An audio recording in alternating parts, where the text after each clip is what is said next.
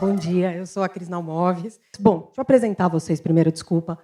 Felipe, criador, fundador da Gana, agência de publicidade, 100% preta, com quem eu faço muitos projetos, um cara que eu adoro trabalhar. Yuri é o cara que me faz dançar e dar risada, porque está na Selvagem e na Melted Videos. Fê, queria começar te perguntando o seguinte, para a gente, qual tem sido para você acha, a percepção das marcas com relação ao consumo de podcast? Porque hoje a gente está vendo aqui um número que 56% de aumento na média da audiência de áudio, de podcast, enfim. Como é que você acha que as marcas veem isso e como é que as marcas entram nessa história? Bom dia, galera. Eu acho assim, as marcas agora, eu vejo agora um movimento grande das marcas. A gente viu recentemente marcas lançando podcasts, sei de mais algumas que estão fazendo projetos, mas eu acho assim, as marcas demoraram um pouco para acreditar no formato como um formato de comunicação próximo, um formato que valia a pena investir assim.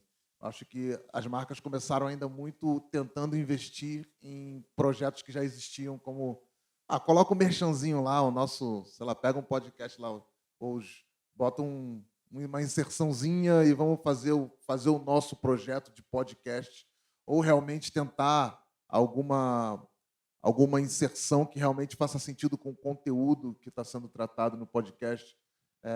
Eu olhando assim de 20 para cá, no mundo antes fim do mundo, pós fim do mundo, eu acho que estava muito superficial assim, né? Se a gente olhar na plataforma Spotify, que é a principal plataforma, se a gente olhar até os anúncios que a gente está vendo dentro dos podcasts, tem muito mais a ver com o conteúdo agora, está muito mais próximo do que a gente está ouvindo, né? Antes, sei lá, você estava lá ouvindo mano a mano, entrava qualquer coisa, que porra é essa? E aí parece muito mais interrupção mesmo. Você está ouvindo lá o seu podcast legal, lá a mina da casa abandonada lá, e entra um conteúdo muito nada a ver. Agora eu estou vendo muito mais essa percepção de conteúdo próximo, e eu acho que tem uma visão, talvez lá na agência, na Gana, uma visão nossa de como a gente faz para que esse formato seja realmente um formato sustentável, se não seja um formato desgastado, sabe? Porque é um formato muito interessante. E como a gente fazer com que esse formato de podcast não seja aquela onda de muito legal, o podcast morreu, acabou, ninguém mais acredita em podcasts e vamos matar isso. Muito legal, e acho que tem uma coisa que acontece para as marcas também nesse caso, que é entender que às vezes não vão ser protagonistas nessa história, né? E acho que é um exercício para marcas isso, né? Assim, não é ter o formato só, né? É de fato a malfadada cocriação. O assunto é o protagonista ali no podcast, não seja o caminho que a gente definir, mas a marca precisa, eu acho que as marcas precisam entender cada vez mais que o assunto que elas estão tratando, sendo protagonista, elas estão indo junto com esse assunto, né? A pauta que elas estão levantando, esse assunto, a gente está caminhando junto. Total. Yuri, tem uma coisa na Melted que eu acho que tem uma velocidade que as marcas não conseguem experimentar de verdade, né? Assim, acho que toda vez que uma marca procura Melted, mas tem 8 etapas de aprovação. Então, daí não é meme. Não vai funcionar. Muita campanha que nem sai por conta disso, inclusive. Então, mas como é que, ao mesmo tempo, isso é um diferencial da Melted, a velocidade de criação? Como é que você consegue trabalhar isso junto com as marcas nessa velocidade do mundo atual? Eu acho que, assim, em primeiro lugar, a gente consegue ter essa velocidade porque a gente tem o pulso com a comunidade tete a tete, né? Eu acho que assim, as marcas estão num lugar distante de alguma forma, porque são marcas, são globais, então tem, obviamente, uma estrutura muito distante, natural, e tentam se aproximar, né, do consumidor, do cliente, o que quer que seja, de várias formas. E a gente está no front, por assim dizer. Então, a gente troca, eu acho legal esse lance de, por mais batido que seja de cocriação, eu digo na Melted que o pessoal pergunta quantas pessoas são na Melted. Eu falo que são 8, mas na realidade são 2 milhões, porque a gente cocria com a comunidade, né? Então, essa velocidade de criação vem muito assim, de uma pesquisa que a gente faz diária, de estar com o pulso no digital, entender o que as pessoas estão falando, e é sobre pessoas, né? O que as pessoas estão falando. O que as pessoas estão falando, o que elas querem ouvir, quais são as angústias dela. Então, a gente consegue ter essa velocidade, Cris, eu acho muito por conta dessa troca com a comunidade, sabe? Eu não estou ali para comunicar só uma marca, eu estou ali para atender o anseio de uma comunidade que me segue, que eu tenho uma legitimidade e que eu não posso falar qualquer coisa para essa comunidade, sabe? Não, que campanha é essa? Está vendendo o quê? Quais são os valores dessa marca? Então, eu acho que tem uma coisa aí de dois lados, que a gente consegue estar no lado da marca, com o pulso da marca, mas muito mais forte do lado da comunidade e do público como um todo. Aliás, queria falar dessa história da trend, porque a sensação que eu tenho, às vezes, é que a gente fica meio tipo tia do churras, sabe? Pô, eu vou aproveitar essa trend. E aí, eu acho que, na conversa das marcas, fica uma conversa de tia do churras, que é onde eu me encaixo, uma senhora, e tem um outro lugar que eu acho que dá explode de audiência com os creators. Como é que faz para aproveitar isso? Como é que é possível acertar? E aí, para vocês dois, como é que vocês acham que é possível acertar, entrar numa trend, no tempo certo, na linguagem correta, que faça, de fato, conteúdo que as pessoas se divirtam e aproveitem aquilo, e não fique só... enfim, tem 70 milhões de exemplos, não vou falar nenhum aqui, porque senão vou tomar uma voadora. Mas, enfim, como é que vocês acham que pode ir na veia dessa história? Assim, claro que a agilidade é importante, porque assim, no digital é tudo muito rápido, né? A trend dura 2, 3 dias. 3 dias já é muito, assim, 2 fica ali reverberando e tudo mais. Então, a agilidade é muito importante. E eu acho que assim, tem que ter um olhar menos oportunista da coisa, sabe? Assim, claro que as marcas vão estar sempre tentando entender onde encaixar o seu produto, seu serviço, o que quer que seja, e as oportunidades surgem, tá, beleza, como é que a gente otimiza e faz com que a gente amplifique esse discurso, esse produto, esse serviço. É um baita desafio, assim, é menos sobre a marca e mais sobre o que as pessoas estão falando e como é que a tua marca está ali de uma forma orgânica e que não... E eu achei muito legal isso que você falou de interromper, né? Esse lance de interromper, tem um meme que a gente posta de vez em quando na Melted, que é o seguinte, quando entra o anúncio, eu vou usar o YouTube, que o meme é sobre o YouTube. Quando eu estou vendo meu vídeo no YouTube, aparece um anúncio e eu viro de lado. De raiva, de birra do anúncio. Não vou ver você, não estou vendo você aqui, vou esperar você passar. E eu acho que quando as marcas tentam entrar em trends, é mais ou menos isso, assim, que a galera fala, pronto, lá vem a marca. Fê, o que você acha? Eu tenho opiniões polêmicas. Tem muita gente de marca aqui, só para depois não me cancelarem.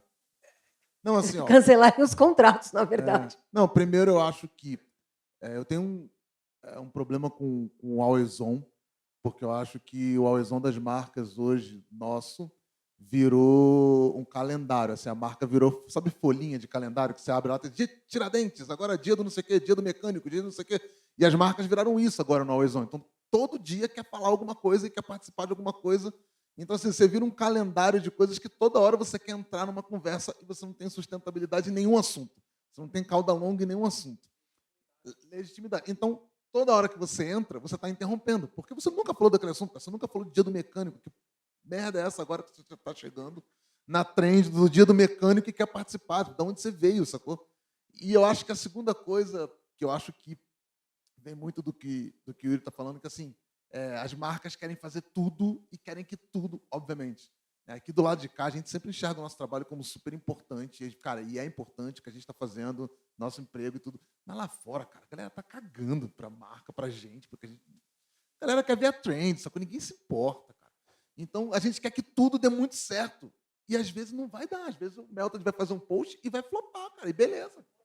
E vai ter outro post que vai dar certo. E a gente faz vamos entrar nessa trend aqui, vou chamar a galera da Melted para a gente entrar nessa trend aqui, vai fazer uma vez e aí não dá certo, e não, acabou, isso aí não dá certo. Não, aí descontinua todo o trabalho. Tudo, Não, então para tudo, para porque tudo. essa trend não serve. Porra. Quando assim, cara, a gente tem lá os influencers fazendo 17 trends por dia e o cara entra e rola. É muito volume. Então, assim, erro e tentativa.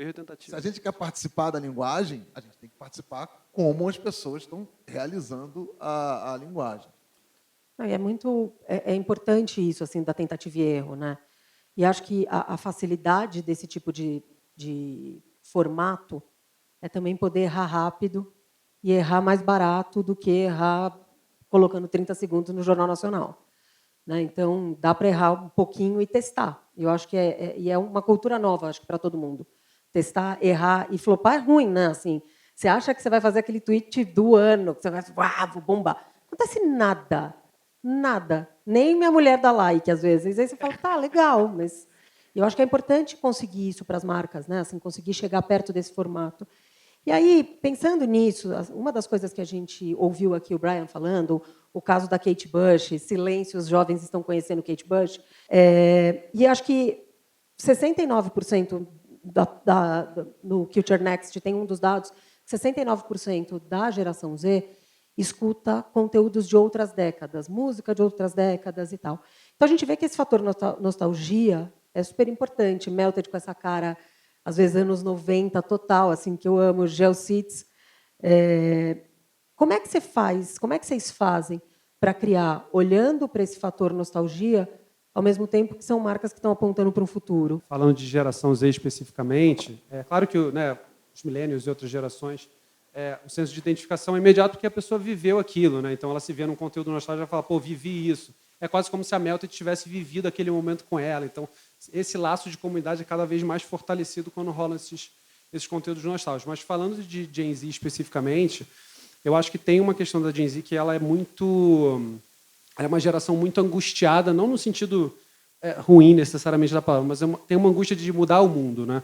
Assim, cara, eu quero mudar essa realidade que a gente está vivendo um pouco quase distópica mundial, né? Enfim, com uma série de problemas e desafios que a gente tem. E eu acho que a Gen Z entendeu uma coisa que alguns millennials têm uma certa dificuldade de entender, que para construir um futuro melhor, você tem que entender o seu passado. Como é que vocês têm feito isso na criação? E até, Yuri, isso que você fala, tem um dos números, no relatório, eu não vou lembrar exatamente agora, numa das trends, que diz tem um peso para essa geração de ter que mudar o mundo. E é um peso eu não queria ter. E é difícil. Então, entendo que tem essa agonia da alma, no bom e no mau sentido mesmo. Né? Fê, e aí, como é que faz para criar, lá na ponta onde vocês estão, na agência, juntando nostalgia, futuro, parecendo tecnológico, ao mesmo tempo que tem uma palavra da publicidade, esse craft nostálgico? Eu acho que tem essa...